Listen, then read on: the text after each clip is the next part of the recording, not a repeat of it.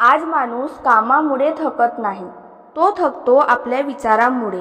काल काय झालं याचा विचार, उद्या काय होईल याची चिंता, लोक काय म्हणतील याची भीती आणि याच विचारांच्या ओझ्याखाली अनेक लोक जगणंच विसरून जातात. एक गोष्ट लक्षात ठेवा, विचार करणं चांगलं आहे, पण जास्त विचार करणं धोकादायक आहे.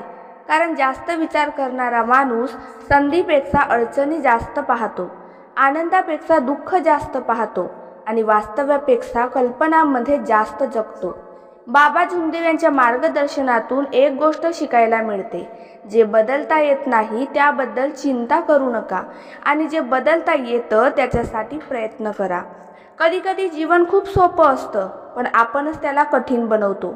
एका छोट्या गोष्टीचा इतका विचार करतो की मनाची शांतता हरवून बसतो. आज अनेक लोकांकडे सर्व काही आहे, पण मनशांती नाही.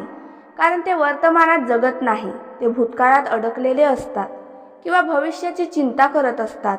लक्षात ठेवा, आनंद उद्यामध्ये नाही, आनंद आजमध्ये आहे.